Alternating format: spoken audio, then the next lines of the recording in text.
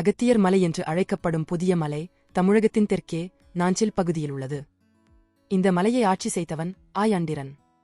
இந்த மலை சுவை மிகுந்த பலா மரங்கள் நிறைந்தது. அங்கே ஒரு நாள் பாடல்களை இசைக்கும் விரலிகள் எனப்படும் மங்கையர் உண்பதற்காக இலைகளைப் பறித்து வைத்திருந்தனர். அவற்றின் மீது தூவி கலந்து உண்பதற்காக மன்னனிடம் சில அரிசிப் பருக்கைகளை யாசித்தனர். அவர்கள் கேட்டவுடன் அவர்களுக்கு மலை போன்ற ஒரு யானையையே பரிசாகக் கொடுத்துவிட்டான் மன்னன். இப்படி கண்மூடித்தனமாக வாரி வழங்கும் கொடைச்செயல் கூட உலகில் உண்டோ என்று அவனை குறை சொல்வது போல் சொல்லி புகழ்கிறார் ஔவையார். இதுதான் இந்த வீடியோவ்ல நாம பார்க்கப் போற தேற்றா ஈகை என்ற பாட்டு. இது புறநானூற்றின் 140வது பாட்டு. பாடியவர் ஔவையார். திணை பாடான் திணை. இப்ப பாடலைப் பார்ப்போம். பாடல் தேற்றா ஈகை. தடவுநிலைப் பலவின் நாஞ்சில் பொருணன்.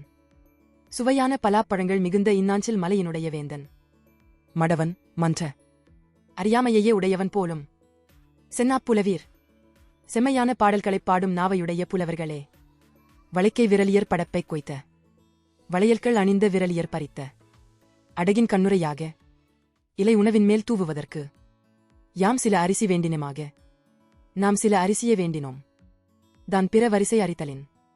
ஆனால் கொடைக்குணம் மிக்க இந்த மன்னனோ எம்முடைய வறுமையை எண்ணாமல் தன்னும் தூக்கி தன் மேம்பாட்டையே எண்ணியவனாக இருங்கடரு வளைய குன்றத் தன்ன காடுகள் சூழ்ந்த மலை போன்ற ஓர் பெருங்களிரு நல்கியோனே.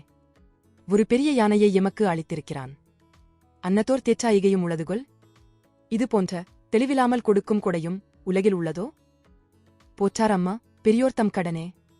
பெரியோனான அவன் முறையறிந்து ஈதலைச் செய்திருக்கக் கூடாதோ? அவனது செயலை குறை கூறுவது போல கூறி மறைமுகமாகப் புகழ்வது இது. இவ்வாறு அமைந்த செய்யுள்கள் வஞ்சப் புகழ்ச்சியணி என்று அழைக்கப்படும். மேலும் தொடர்ந்து சுவையான பாடல்களோடும் எளிமையான விளக்கங்களோடும் மீண்டும் சந்திப்போம். சப்ஸ்கிரைப் பண்ணவும் ஷேர் பண்ணவும் மறக்காதீங்க.